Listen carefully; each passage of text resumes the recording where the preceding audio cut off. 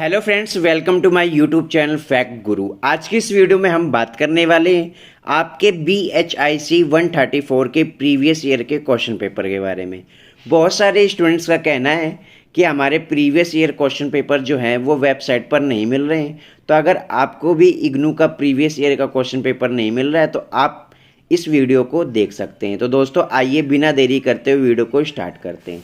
तो दोस्तों आज की इस वीडियो में हम BHIC 134 का जो प्रीवियस ईयर का क्वेश्चन पेपर है दिसंबर 2021 का वो देख रहे हैं। यहाँ पर आपको मैं सबसे पहले बता दूं कि इग्नू में जो CBCS प्रोग्राम है वो 2019 के बाद आया था और इसके बाद आपके सिर्फ एक बार एग्ज़ाम हुए, इसलिए आपको प्रीवियस ईयर के क्वेश्चन पेपर नहीं मिलेंगे।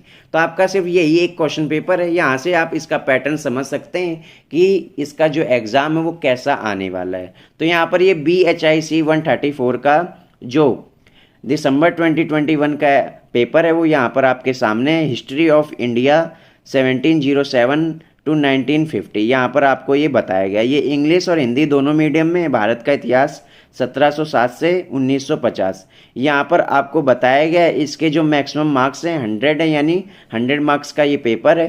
3 घंटे आपको टाइम दिया जाएगा। यहाँ पर 5 क्वेश्चन जो हैं आपको करने हैं। यहाँ पर आपको बताया गया answer any 5 questions in about 400 words. तो यहाँ पर 400 वर्ड्स में आपको इनके आंसर लिखने हैं। इसके बाद यहाँ पर बताया गया है attempt at least 2 questions from each section. तो यहाँ पर 2 सेक्शन में यहाँ पर आपके जो क्वेश्चन पेपर है वो डिवाइड किया गया है। तो दोनों सेक्शन में आपको बताया गया है कि हर सेक्शन में 2 क्वेश्चन तो आपको एटलीस्ट कंप्लीट करने हैं। तो यहाँ पर जैसा कि आप देख रहे हैं, तो यहाँ पर हम नीचे जाते हैं तो यहाँ पर आपको बताया गया यहाँ पर टोटल 8 क्वेश्चन दिए गए हैं। इन 8 क्वेश्चन में से आपको 5 क्वेश्चन करने हैं। आपको हर सेक्शन में से कम 2 क्वेश्चन तो करने ही हैं। यहाँ पर जैसा कि आपको बताया गया है यहाँ पर 20 मार्क्स की क्वेश्चन पेपर है। आपको ध्यान रखना है कि यहाँ पर आपको बताया गया है कि 400 शब्दों में इसका आंसर देना है। तो आपको यहाँ पर वर्ड लिमिट का ध्यान रखना है। ये नहीं कि अपने हिसाब से 10 पेज भर के आ गए या फिर 1 पेज में ये आंसर लिख के आ गए। आपको इस चीज़ का ध्यान रखना है कि यहाँ पर 400 लिमिट बताई गई है, तो आपको लिमिट का ध्यान रखना है। यहाँ पर फालतू में लिमिट नहीं दी गई है। आपको यहाँ पर लिमिट इसीलिए दी गई है ताकि आप लिमिट का ध्यान रख के आंसर लिखें।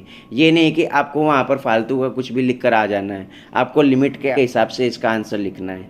सबसे पहले आपको यहाँ पर बताया गया 18वीं शताब्दी की बहस पर चर्चा कीजिए। तो 18वीं शताब्दी के बारे में आपको बताना है। क्या आप सोचते हैं कि 18वीं शताब्दी केवल राजनीतिक अव्यवस्था और अराजकता के बारे में थी?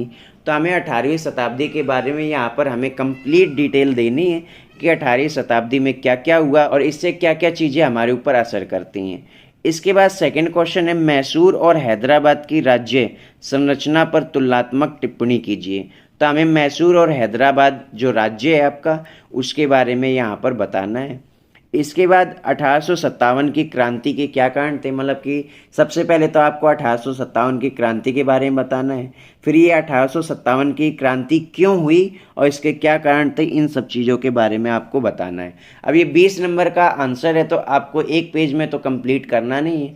आपको 400 वर्ड लिखने हैं, तो आपको 400 वर्ड के लिए आपको इसकी डीपली इन्फॉर्मेशन देनी होगी। इसके बाद यहाँ पर आपको बताया गया है निम्नलिखित में से किन्हीं 2 पर लगभग 200 शब्दों में आंसर देना है।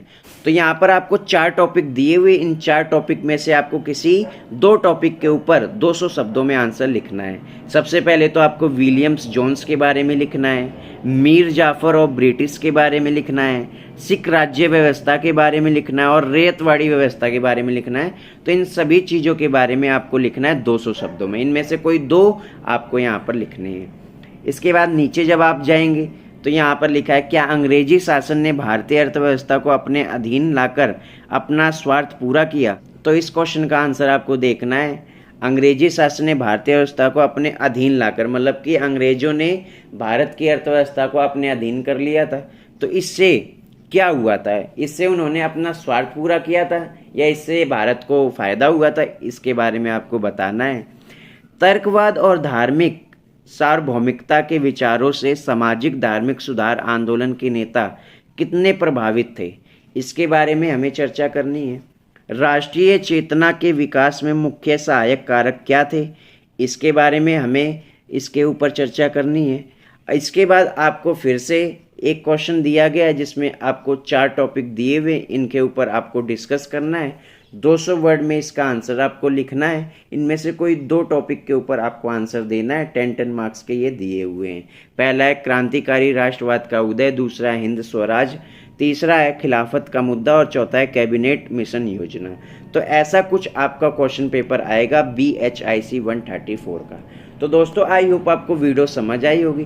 तो दोस्तों ऐसी ही लेटेस्ट इन्फॉर्मेशन पाने के लिए या प्रीवियस ईयर क्वेश्चन पेपर पाने के लिए आप मेरे चैनल को लाइक करें, शेयर करें और सब्सक्राइब करना बिल्कुल ना भूलें।